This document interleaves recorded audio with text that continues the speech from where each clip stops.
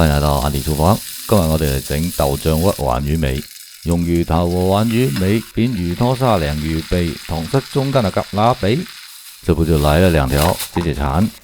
摊主处理的不太仔细，咱们就要给它再仔细刮刮，特别是表面上的粘液，尽量的刮干净了，可以减少腥气。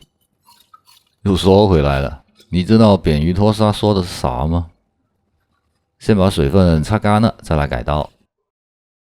鱼尾上的骨刺挺多的，改刀的时候不要顶刀切薄片，要顺切成粗条，能保留较为完整的骨刺，这就比较容易吃出来了。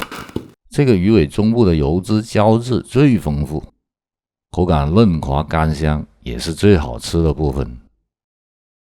简单腌制入味是必须的，一点盐和糖，少不了一点胡椒粉去腥。最重要的是要来一点豆酱，提味增鲜。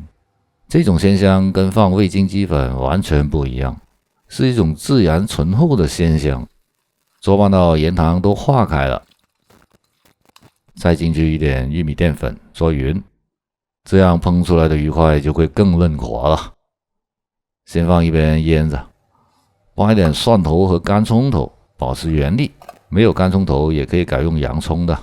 一块姜切成跟葱蒜差不多的小块，各扣下来1小块。有香菜头的也来一个，剁成碎末，浇上一勺热油，激发出香气，稍微搅拌搅拌，降温，再倒进鱼肉里，拌匀，肉比可闻的香啊！平铺到盘子里，方便待会儿下锅。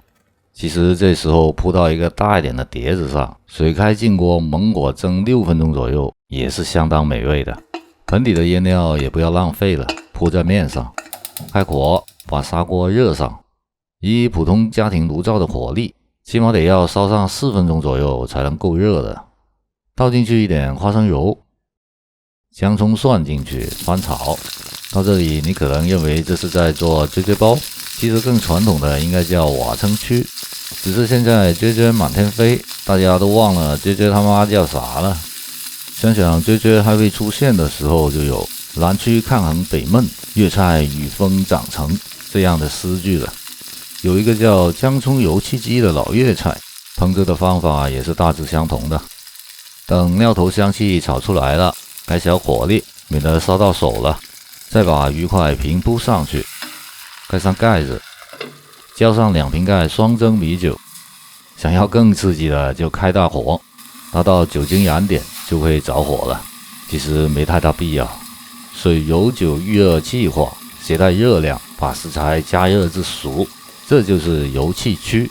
而垫底的姜葱蒜受热产生的碧薄香气也会渗入到食材之中，实在是一种妙不可言的烹法啊。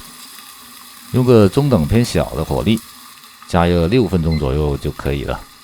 时间到，开盖，撒上一些葱花、红椒碎装饰，上盖，改成大火，再浇上1瓶盖双蒸米酒，10秒左右关火，菜成。就这样端上桌，开盖，是不是很有仪式感？肉汁紧锁其内，不会有太多的汁水。夹的时候要小心一点，因为实在是太滑太嫩了。透过屏幕也应该能感受到这种滑嫩吧。来，张嘴，一点也不会腥，有的是鱼肉的鲜香，而豆酱又能把这种鲜香再升华了一下。骨刺肯定会有的，但有一定的长度就会比较容易吃出来了。再来一个鱼尾中段，带点微焦，但又无比的软滑，真係滑滑捋捋得似豬膏咁滑，牛油蛋撻冇咁滑。我是安迪，谢谢您的观看，咱们下期再见。